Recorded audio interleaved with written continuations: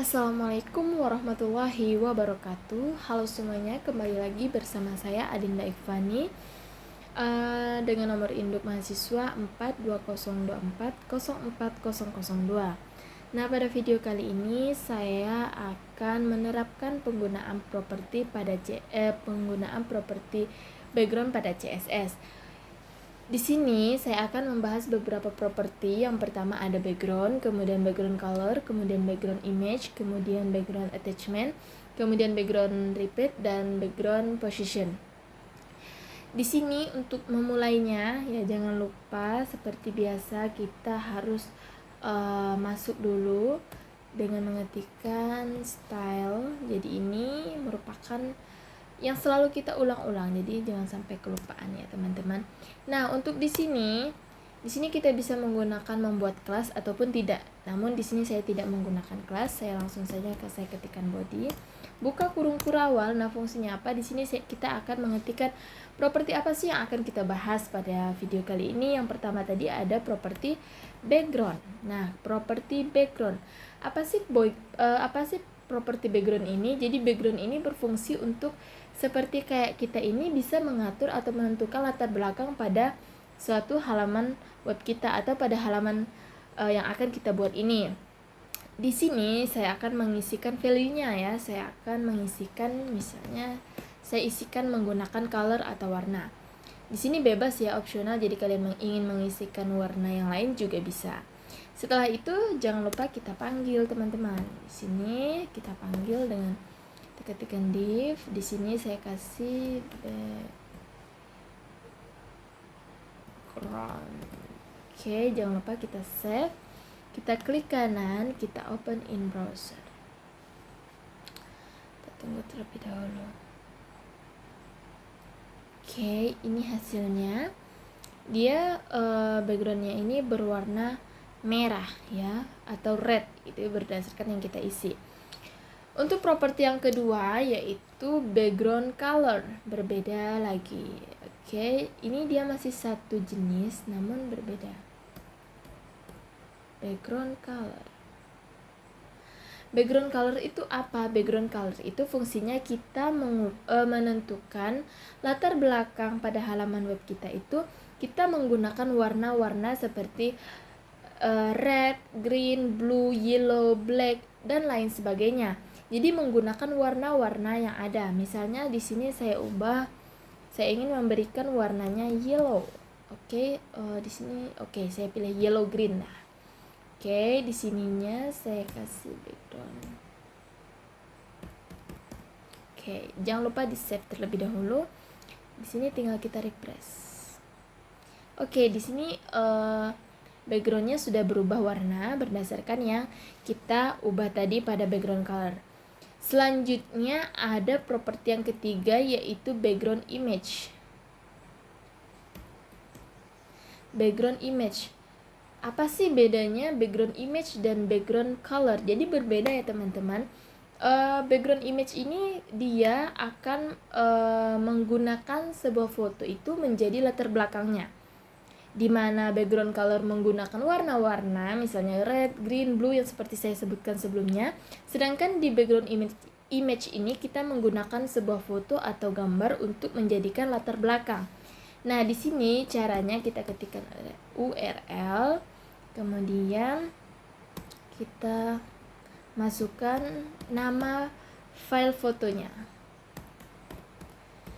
Di sini pasti bertanya kayak kenapa sih langsung menuliskan seblak? Nah, di sini karena ini juga harus diperhatikan ya. Jadi pastikan yang seblak ini berada satu file dengan file codingan yang kita buat ini seperti ini. Background codingannya itu satu file agar apa? Agar backgroundnya itu terbaca. Jadi nama yang seblak ini sesuaikan dengan nama yang ada pada file foto masing-masing. Jadi kalau file namanya itu mie ayam, jadi bisa kalian ketikkan mie ayam. Jadi tidak harus mengikuti seblak ini. Sesuaikan dengan nama file fotonya. Oke, jika sudah, di sini saya ubah dulu. Kemudian kita save, kita refresh. Nah, ini backgroundnya sudah berubah, ada seblak, ada gambar seblak.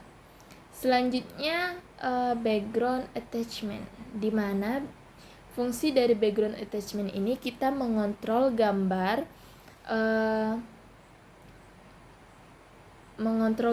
dari latar belakang ini. Background attachment. Jadi value pada background attachment ini ada beberapa. Yang pertama ada scroll, ada fixed. Kemudian di sini saya menggunakan fixed. Oke. Sini.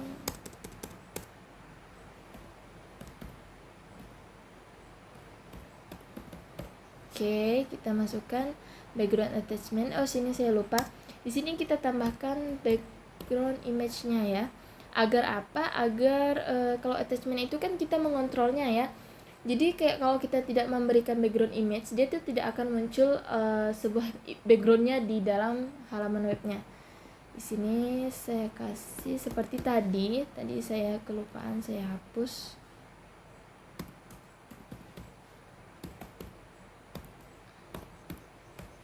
Oke, jika sudah kita save, kita refresh.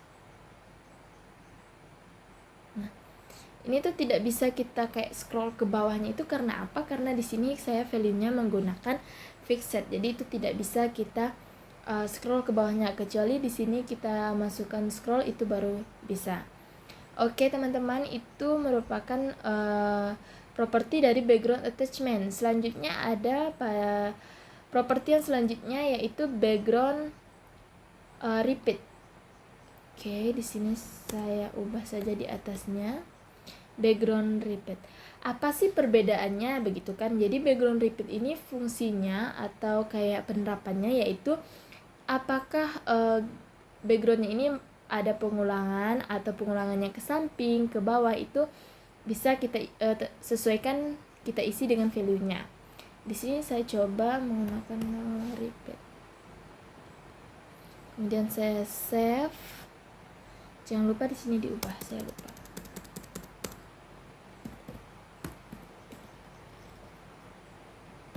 Oke, save. No repeat. Jadi dia itu hanya satu karena dia tidak ada pengulangan. Tapi kalau di sini saya ubah menjadi repeat. Ini kan berarti dia melakukan pengulangan pada backgroundnya. Kita save, kita coba lihat. Nah, ini backgroundnya itu makin banyak, semakin bertambah kan. Coba di sini saya ingin backgroundnya itu hanya bertambah ke samping. Berarti di sini saya menggunakan repeat X. Jadi kita mengingatkan juga kayak kurva yang X dan Y ya teman-teman. Save. Nah, dia itu backgroundnya itu ke samping karena dia X. Tapi kalau ingin ke bawah, dia kayak backgroundnya itu turun ke bawah, kita bisa menggunakan pengulangan repeat Y. Nah, kita save. Kita save terlebih dahulu, kemudian kita refresh. Nah, itu turun ke bawah. Jadi itulah perbedaan dari value-nya. Jadi kita itu bisa menentukan, jadi sesuai selera kita atau sesuai kemauan kita. Kalau tadi saya ingin full, berarti saya menggunakan repeat. Jadi dia itu pengulangan terus. Kalau saya ingin hanya satu, jadi no repeat. Gitu. Oke, untuk properti yang terakhir ada background position. Posisi. Jadi mengatur posisinya.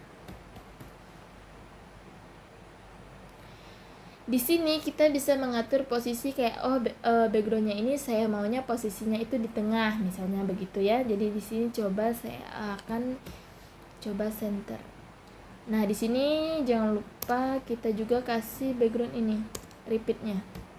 Karena kalau tidak kita kasih nanti itu ini kan ukuran tampilan webnya kan saya kecilkan. Jadi takutnya dia nanti munculnya itu banyak. Jadi saya kasih no repeat. Jadi hasil gambarnya nanti yang akan muncul itu hanya satu.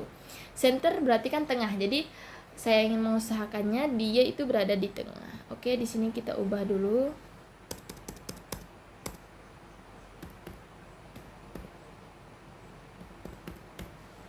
Kita save. Di sini bisa juga kita kayak ingin mengubahnya misalnya begini. Oke, kita save. Dia akan berubah posisi. Jadi fungsi dari background position atau background posisi ini kita mengatur posisinya, mau bagaimana backgroundnya. Ini bisa juga kita tambahkan kayak ini ya, kayak kalau mau full berarti ini kita ubah menjadi repeat. Tapi di sini saya tidak mau. Ini akan saya kembalikan ke tengah lagi. Oke, kita save. Nah, itu merupakan hasil dari penerapan beberapa properti yang sudah saya jelaskan dari tadi di atas. Nah, jadi dari semua properti ini sangat mudah untuk kita terapkan ya teman-teman pada properti background ini. Karena kalau kayak properti color itu kan kita mengubah warnanya. Kalau image itu kita berarti bisa menambahkan gambar. Jadi kalau untuk menambahkan gambar pastikan file fotonya itu berada dalam satu. Jadi file fotonya itu filenya menyimpannya itu bersama dengan file codingan kita. Agar apa? Agar terbaca oleh codingannya itu. Dan mungkin hanya itu yang dapat saya sampaikan. Semoga apa yang saya sampaikan ini dapat bermanfaat bagi kita semua. Dan saya Adinda Ivani, saya akhiri dengan wabillahi taufiq wal hidayah. Assalamualaikum warahmatullahi wabarakatuh. See you.